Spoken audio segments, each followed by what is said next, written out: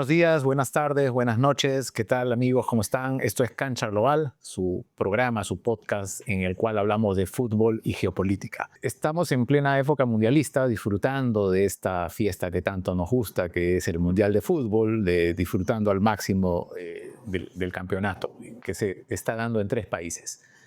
Hoy día vamos a hablar sobre lo que es el choque cultural y la relación de Estados Unidos con el fútbol soccer o como lo suelen llamar, ¿no?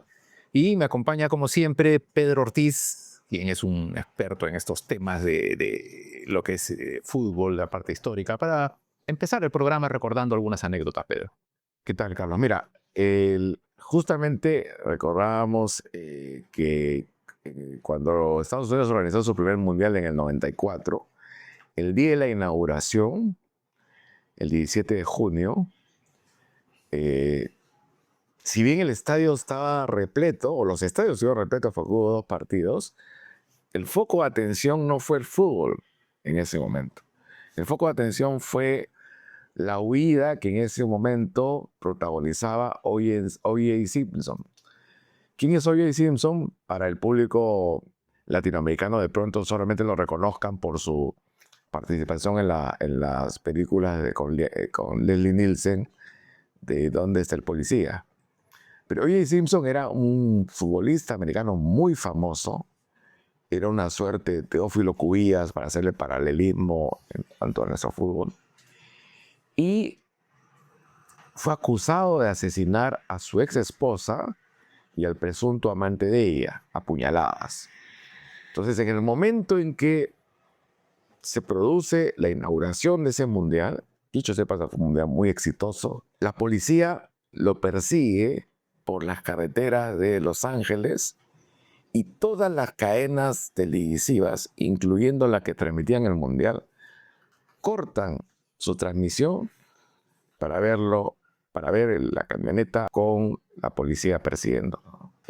Fue un momento, de pronto, para los ojos peruanos, para los ojos latinoamericanos, poco comprensible, porque año 94, estamos hablando hace más de 30 años. Y hay una anécdota que compartimos porque cuando trabajamos en el comercio, el envío especial aquella vez fue Carlos de la Puente, y Carlos tenía una columna que se llamaba La Cueva de Montesinos, y él escribe sobre esto, y nosotros en la redacción decíamos, oye, pero está pasando un mundial, ¿qué nos interesa? Esto en realidad reflejaba cómo Estados Unidos, al menos en ese momento, tenía una visión completamente opuesta a la que tenía el resto del mundo frente a lo que significaba el fútbol y sobre todo en lo que es su gran fiesta que se produce cada 4 años. Sí, hay que recordar que el año 94, pues, estamos apenas 4 años tras la caída del muro de Berlín, ¿no? Había sido el fin de la Guerra Fría y Estados Unidos se erige como la gran potencia mundial, ¿no? En aquellos años, tras la Guerra Fría, se pensaba ingenuamente, o mejor diríamos de manera idealista, que el mundo podía llegar a encontrar la paz porque se había acabado la amenaza de una guerra nuclear en ese momento. Claro, el tema del terrorismo islamista viene después, todavía de unos años, ¿no? Pero en ese escenario, la fiesta deportiva futbolística llega a los Estados Unidos y corta, ¿no? Corta con una especie de sequía futbolística. En el capítulo anterior habíamos hablado de la fiebre futbolística que lleva Pelé con el Cosmos de Nueva York en los años 70, mediados de los años 70. Inclusive el actual presidente Donald Trump dice que él tiene un conocimiento del fútbol porque él era un magnate inmobiliario en Nueva York y Claro. tuvo algún tipo de acercamiento al Cosmos, ¿no? Pero después de esa fiebre se diluye y vuelve a nacer este interés por el fútbol en los Estados Unidos, ¿no?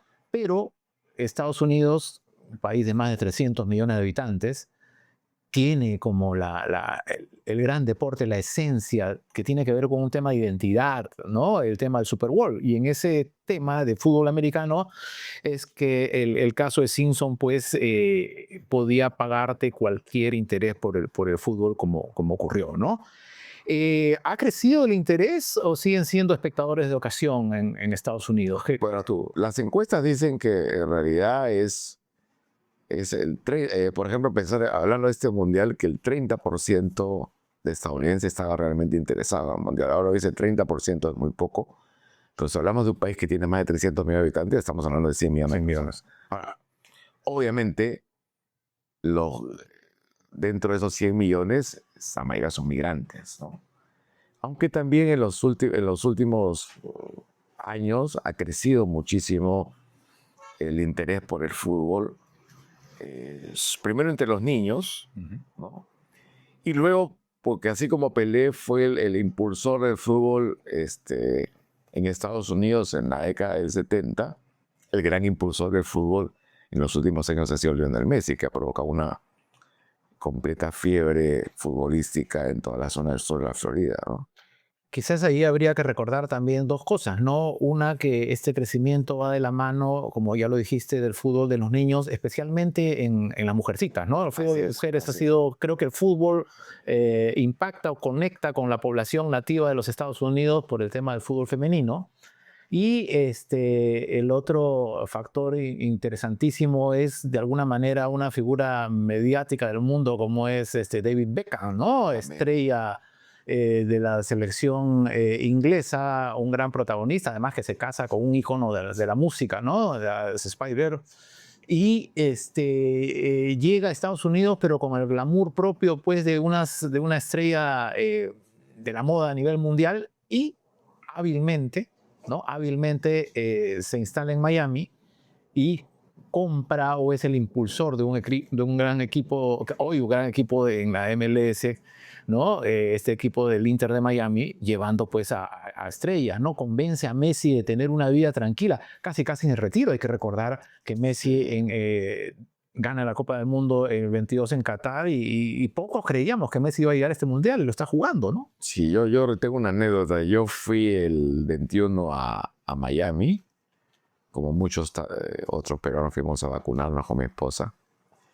Y recuerdo haber estado en casa de un familiar y un sobrino estaba con una camiseta rosada. Yo le decía, esa camiseta es del Inter, me dijo mi prima, ¿no? Él es hincha del Inter. Digo, ¿qué cosa es el Inter? Le dije, es un equipo acá en Miami, ¿no? Allá. 2 años después me volví a Miami. Miami es una ciudad que estaba brandeada con el rostro de Messi. Intenté comprarme una camiseta de Messi en la tienda de Adidas y me dijeron, señor, vuelve en octubre, ¿no? Estaba todo vendido. No, estaba todo vendido. Y justamente la familia de mi prima suele ir a los partidos del Inter. Es la cantidad de gente que va, es increíble. Han construido un nuevo estadio. Al principio no le fue muy bien en cuanto a resultados. Pero digamos que el gran impulsor de esta nueva fiebre de fútbol que se está viviendo en Estados Unidos es, sin lugar a dudas, Lionel Messi. Y hay que recordar también que meses antes de que Beckham dé el golpe contratando a Messi para el Inter de Miami, Universitario fue a jugar a Miami con el Inter de Miami. Y perdimos. Desde Messi. Perdimos, mejor no recordar eso. Sí. Pero habían 4 gatos en el estadio. Sí. Sí, no, fue pésimo. Después ya aquí se empató con ellos cuando vinieron. Pero ya vienen en otra onda, ¿no? Sí, no, Juegan con Alianza, juegan con la U, van a jugar a varios países que no son grandes países futboleros, digamos. O quiero decir, son futboleros, pero con poca historia de éxito, ¿no? Sí, Futbolístico.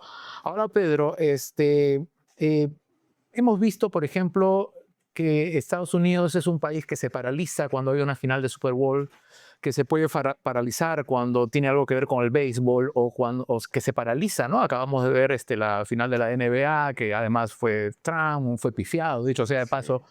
¿El fútbol paraliza? ¿El mundial va a paralizar el No fútbol? creo, no, para nada, no creo para nada. Además, ha visto las reacciones que hubo por la derrota de los Knicks en Nueva York. También pasó algo parecido a lo que ocurrió en París. Tan medio que han provocado desmanes en Manhattan. Han acusado a Trump de ser el sacado de mala suerte, ¿no? Porque les había cortado la racha. Además, pasa que es una fiesta más de el mundial está sobre todo en los chicos, ¿no? niños, niñas, como bien dijiste, veinteañeros, treintañeros, ¿no?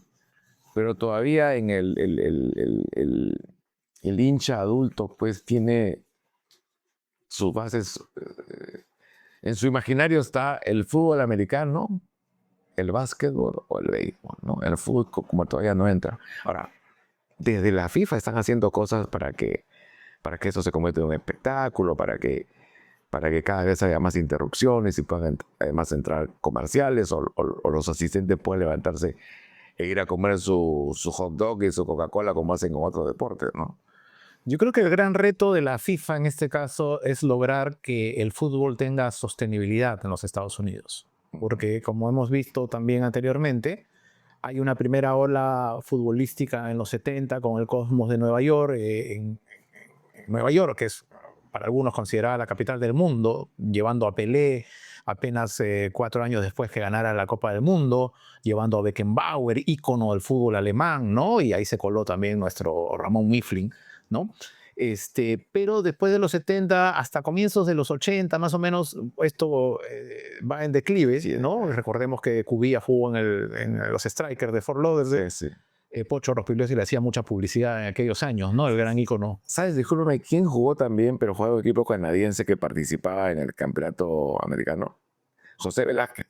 Es verdad, Estaba ¿verdad? en un equipo canadiense. Sí, Y los Blizzards, si no me equivoco. y Velázquez en su apogeo todavía, ¿no?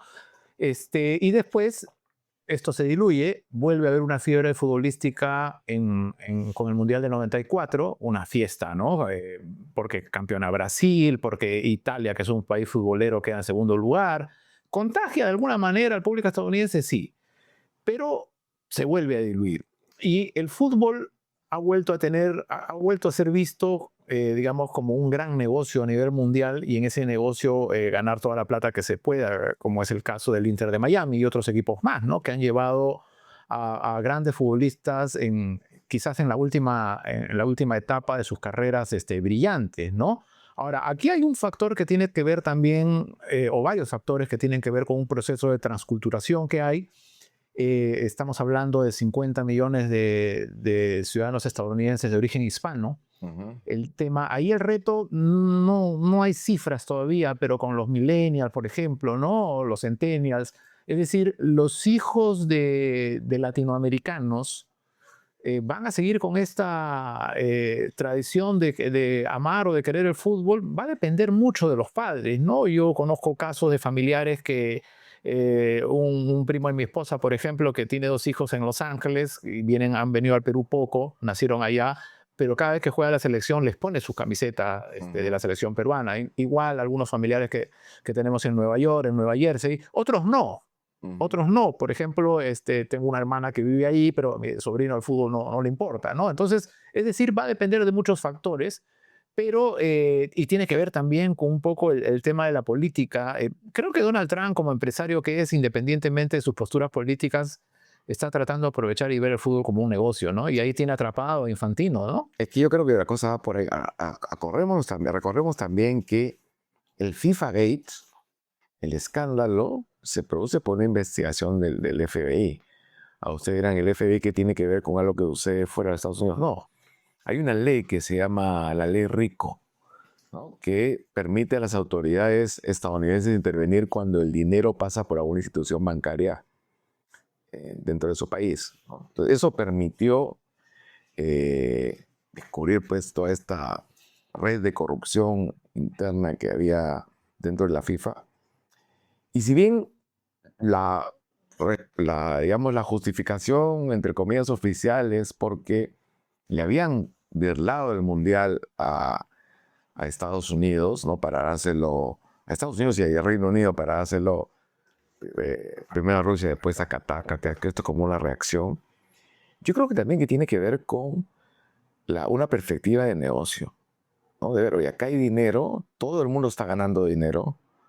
Se dice que por este mundial la FIFA va a tener ingresos récords, ¿no? A pesar de los problemas que han tenido con los precios de las entradas e incluso para vender los derechos de televisión en China y en otros países asiáticos. Pero yo creo que si no hubiera habido esta perspectiva diciendo, oye, este es un negocio que se está moviendo afuera, acá tenemos que entrar. No hubiera habido ni FIFA Gate, no hubiera habido tampoco esta, este ánimo de, entre comillas, de venganza, ¿no? De hacer que después de que nos quitaran el Mundial, intervenirlos y después traer el Mundial a Estados Unidos. Sí, es cierto, porque vivimos en un mundo globalizado en el que la FIFA pues es un poder transnacional, ¿no? Así Y es. aprovecha donde está. Pero también hay otro factor, como el que hablamos en nuestra primera edición cuando recordamos el mundial o los mundiales organizados por México 3 veces, Ujú. y tocó hablar de Argentina en su condición de campeón del mundo del 7-8 y el 8-6, que también los mundiales, como hemos visto en otros países, Rusia el 18, Qatar el 22, sirve para lavarle la cara o Sí, sí, limpiarle la imagen definitivamente. a algunos regímenes o algunos países. ¿Qué tanto necesitaría Donald Trump limpiar su imagen en estas épocas en las cuales Estados Unidos pues ha ido con todo, ¿no? A nivel geopolítico, a tratar de instalarse y decir, en el mundo mandamos nosotros? Pero es que yo no sé si eso, de repente ese puede haber sido el objetivo inicial, pero con Trump siendo tan impredecible, con todo lo que ha pasado con el momento de ingresar, las delegaciones y todos los demás problemas que hemos visto. Y además hay algo que quizás no han medido. Van a haber periodistas de todo el mundo y van a ver in situ lo que está pasando en Estados Unidos, ¿no? Eh, yo siempre he pensado que la ventaja que tenemos los que hemos ejercido el periodismo deportivo es que nos ha permitido viajar, que nos ha permitido conocer otras culturas, eh, otras creencias, que el solo hecho de caminar por una ciudad que no es la tuya te ayuda a tener una experiencia distinta. Entonces ahora, y eso nutre al periodista, ¿no? Lo hace tener una mirada mucho más amplia y crítica de lo que está pasando. Entonces, van a venir periodistas, pues ya están periodistas europeos, ¿no? Que tú sabes que no tienen una muy buena relación con Estados Unidos. Para agotar las cosas que ven. Claro, y van a ver esas cosas. Como ya ha pasado también en el Mundial del 78, periodistas holandeses que vieron pues las protestas que hubo de parte de las Madres de Mayo y lo mostraron al resto del mundo, ¿no? En ese entonces, Argentina intentó hacer control de daños, ¿no? Y es un titular, no recuerdo si la revista Gente o de Gráfico, que decía los argentinos somos derechos y humanos, ¿no? Para combatir la crítica que se le hacía a los derechos humanos.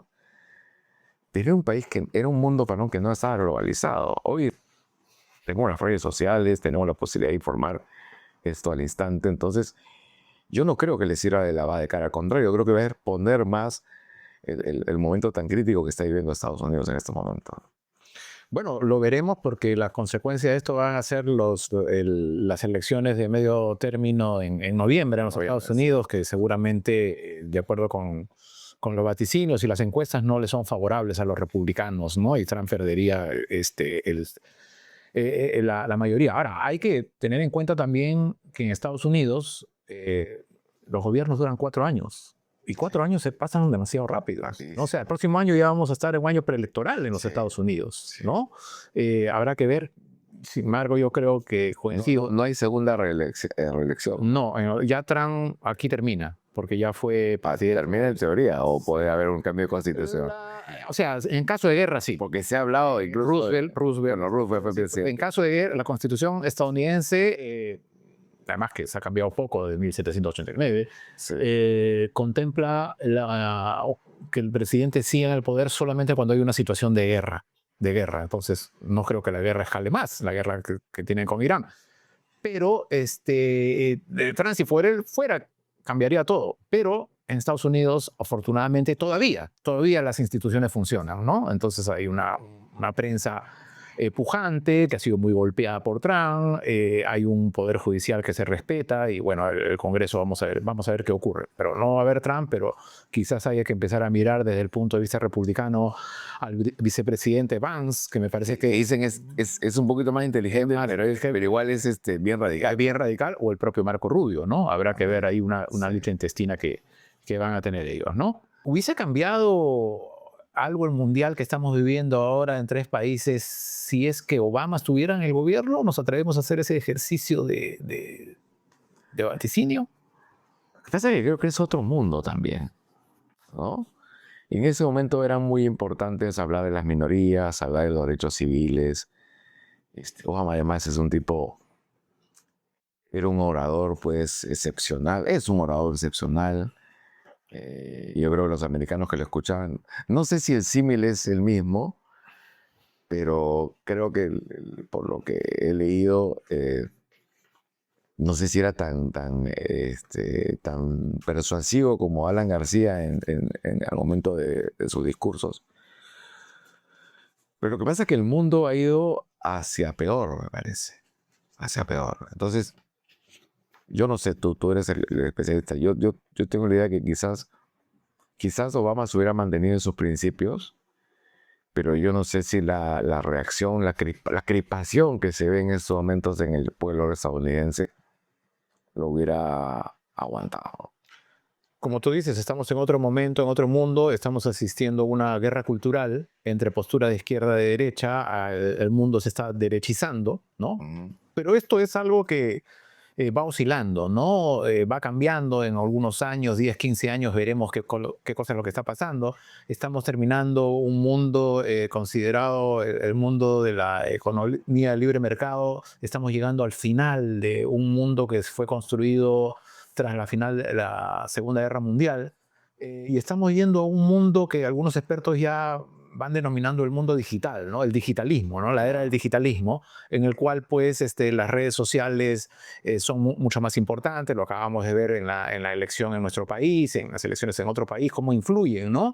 Y en ese mundo, ¿cuánta influencia puede haber, ¿no? Del fútbol? Hay que recordar acá, por ejemplo, el Mundial del 94. Hay unos hitos, ¿no? Que creo que aquí están para decir los hitos el 94, pero el 94, el Mundial que organiza Estados Unidos, ¿no? El Mundial en el que Maradona quiere seguir consagrándose, pero cae finalmente. Así es. Es un mundo en el que apenas había terminado la Guerra Fría, ¿no? En el 90.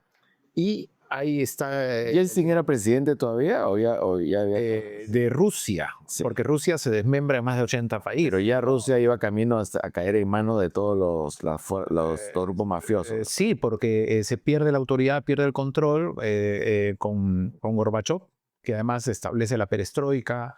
Eh, Nosotros tuvimos oportunidad de entrevistar a Gorbachev para el comercio en aquellos años, ¿no? Y bueno, el tema el tema de Yeltsin, que además era acusado de ser un alcohólico y por ende no tener el control real de lo que era Rusia, con todo lo que Rusia había significado, ¿no? Y cae en manos de los militares y bueno, después viene Putin, ¿no? La era de Putin. Claro, es la simiente justamente del nacionalismo ultraconservador, se quiere llamar así, que encarna Putin. Así es, ¿no? Y eso es un movimiento que vamos viendo en el mundo, un mundo democrático, un mundo, hablábamos de Obama, una época del crecimiento del progresismo, de la cultura woke, valores que van siendo cuestionados porque no funcionan Sí. y porque no logran el objetivo que es lograr tener un mundo más equilibrado y cerrar brechas.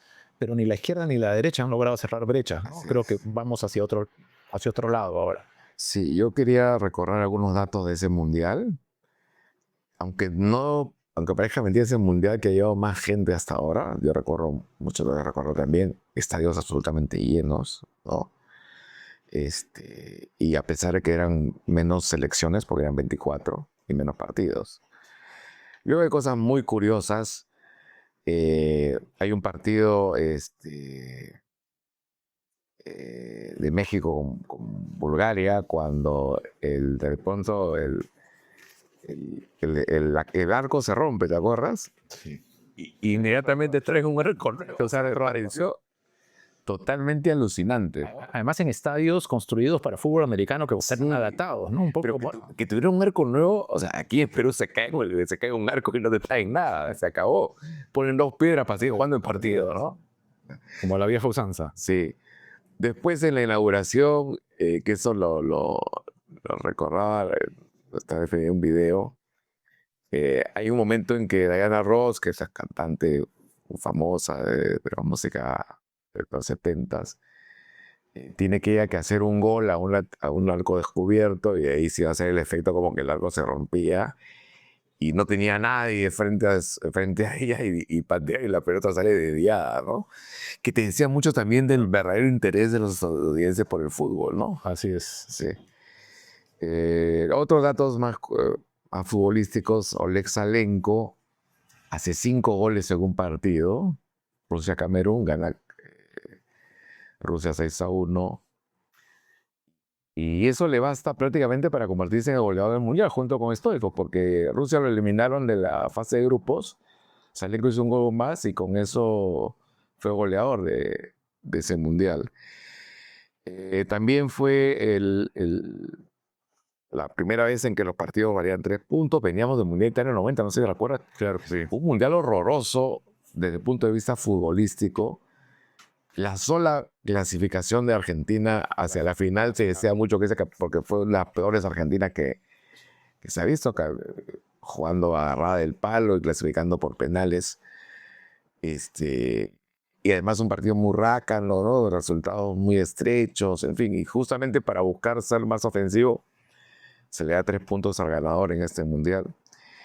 Y después que las camisetas tenían que tener el nombre de los jugadores en la parte de atrás. Y además hay dos íconos del fútbol sudamericano que tienen, pues, uno es Coronado y uno es defenestrado, ¿no? Romario, el Mundial de Romario, ese es el Mundial de Romario y ese es el fin de Maradona también. Sí, el fin de Maradona, que después vamos a comentar en un libro que habla al respecto, que no es que Maradona se haya dopado expresamente por una cuestión de adicción o porque quería mejorar su rendimiento.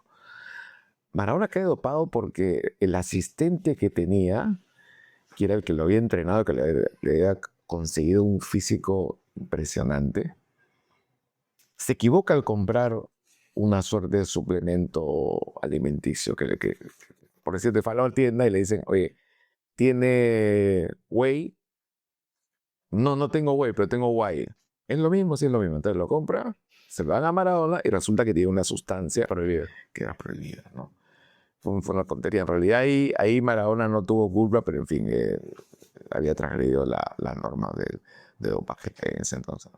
Mundial del 94 nos trae en el recuerdo años oscuros en el fútbol peruano. No podemos dejar de hablar del fútbol peruano porque estamos principalmente llegando a un público peruano y obviamente tenemos que contextualizar. No fuimos al Mundial desde el 82 hasta el 86, estuvimos cerca, perdimos en Buenos Aires la clasificación y no volvimos a tener una en el 98 con Oblitas. Creo que sonreímos un poco porque estuvimos cerca también, pero el 2018 recién en Rusia pudimos volver.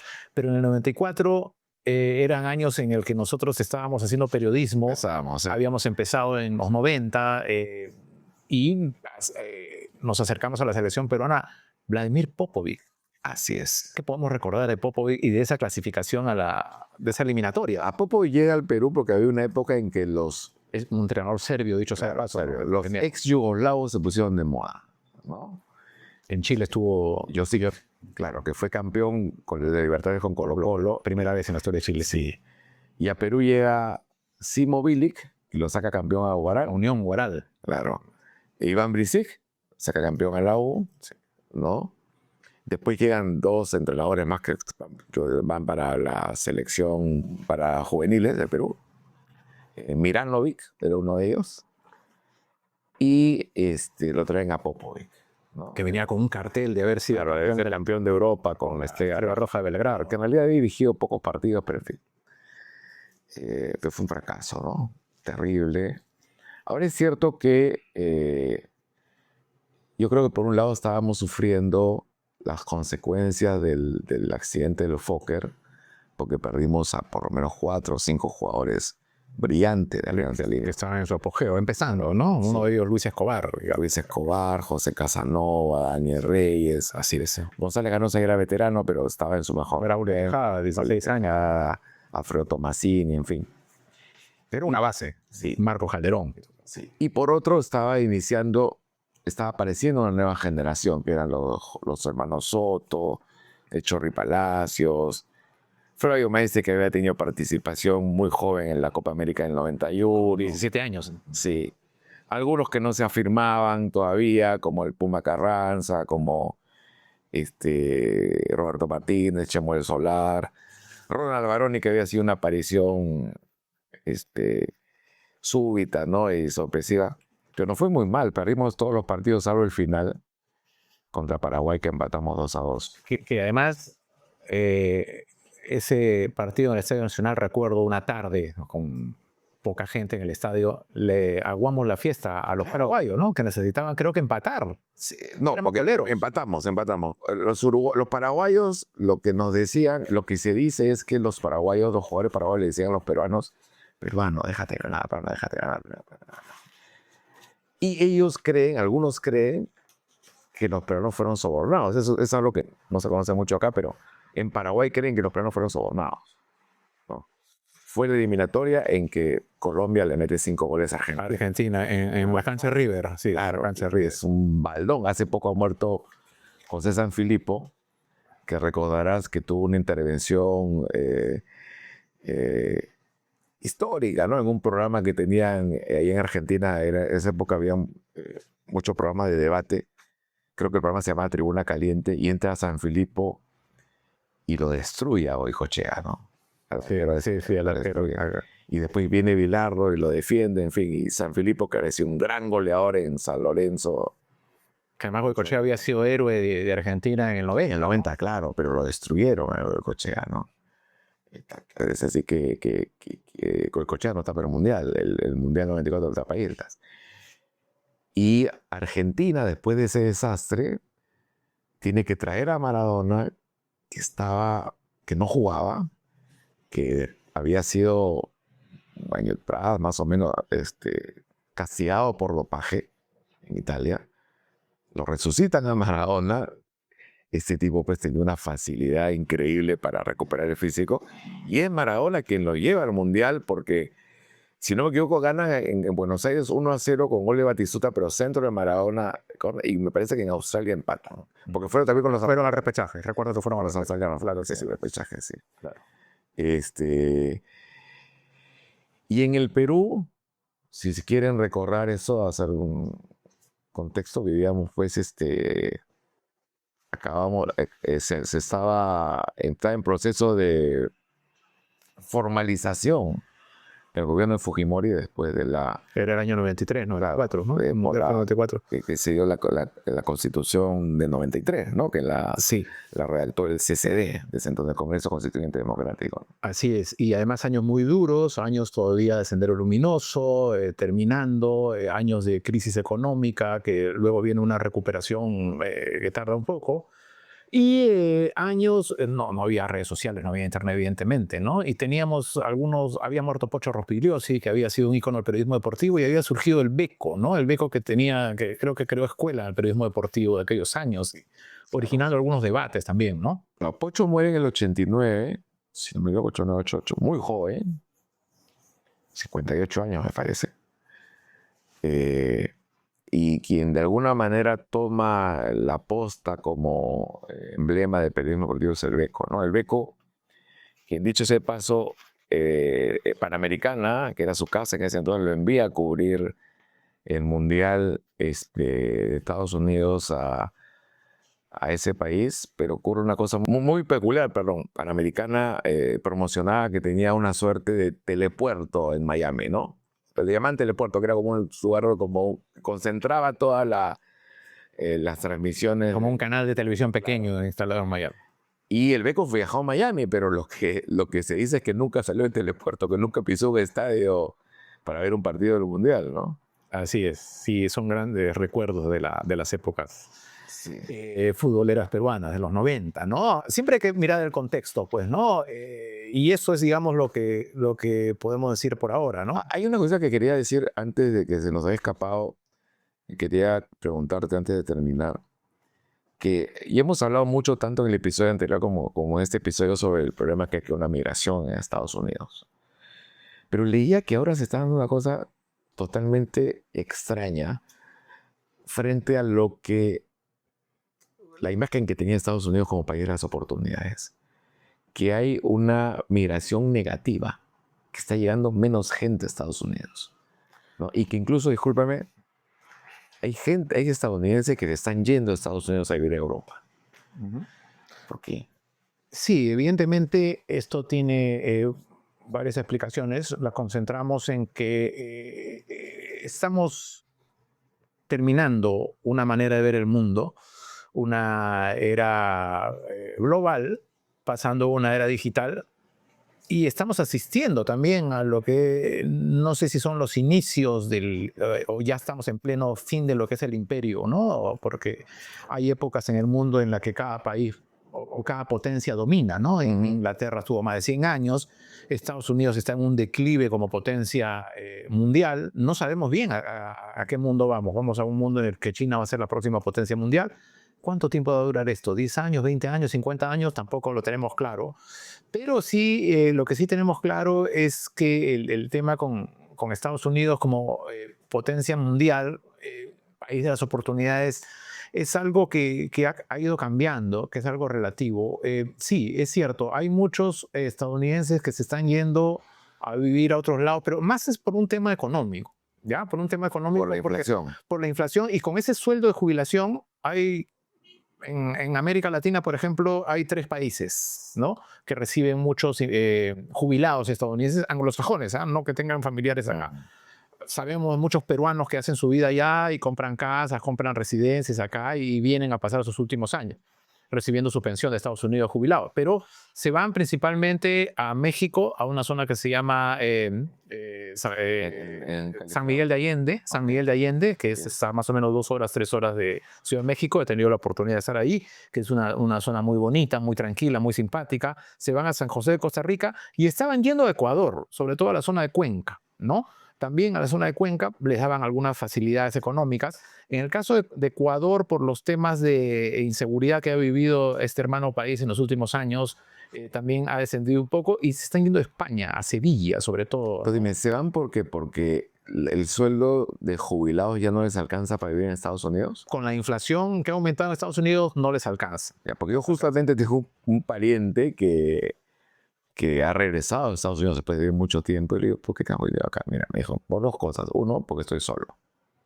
Mi hijo ya hizo su vida, se iba a vivir a otro lado. Y tú sabes cómo es en Estados Unidos, que no es como acá, que ahí es todo el trabajo. Claro, no, y la gente se va a otra ciudad a vivir, ¿no? No es bien difícil tener una relación con parientes arraigada, ¿no? Sí. Y 2, me dijo, porque lo que recibo de jubilación no me alcanza para vivir allá. Así es. O sea, en Perú sí me alcanza. Claro. Pues acá vivo tranquilo.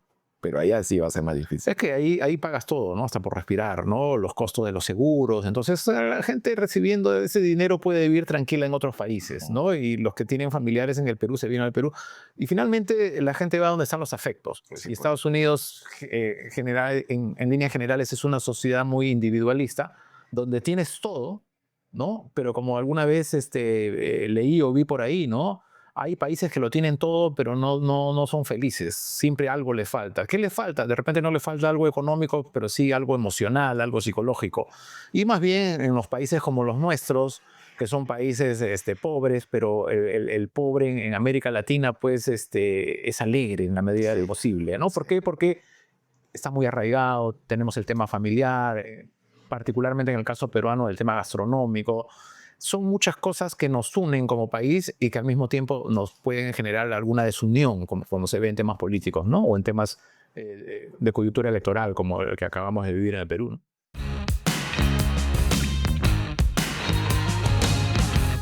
Para terminar, queríamos empezar a hacer nuestras recomendaciones.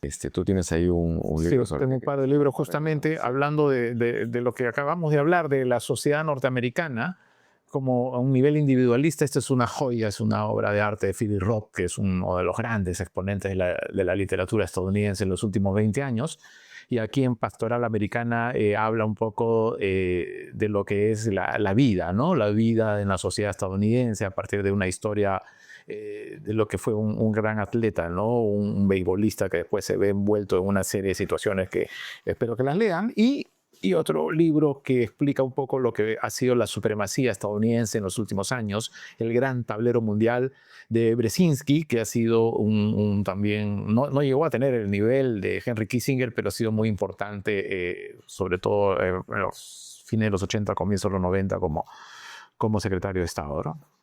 Bueno, yo quisiera recordar o compartir con ustedes una serie que vi hace un tiempo, que me parece que en su momento fue muy premiada y además tiene un cast increíble, que se llama El pueblo contra O.J. Simpson. Pertenece a tiene un paraguas, ¿no? Porque son varios casos, que se llama American Crime History, o History, me parece que sí. Y dentro de ello tienen esta miniserie que cuenta paso a paso cómo fue este crimen del que es acusado Simpson. Y, bueno, perdonen por el spoiler, pero ya todo el mundo conoce la historia. Cómo ese juicio se transforma finalmente en un juicio racial, ¿no?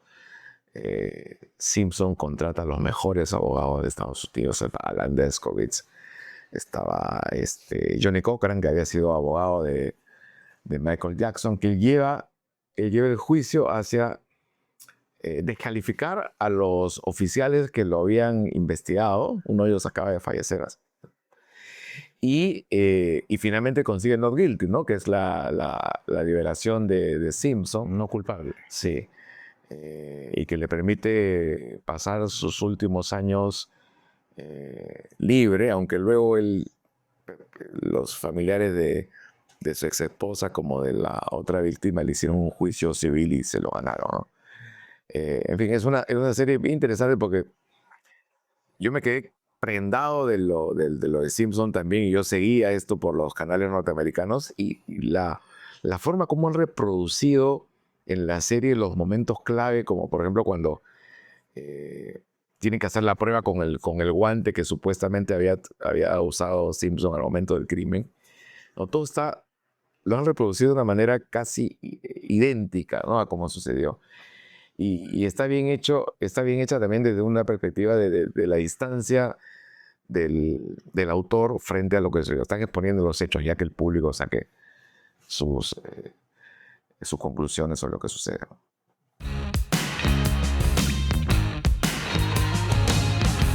Bueno, amigos, eso es todo por hoy y vamos a ver cómo avanza el Mundial y hasta el próximo capítulo.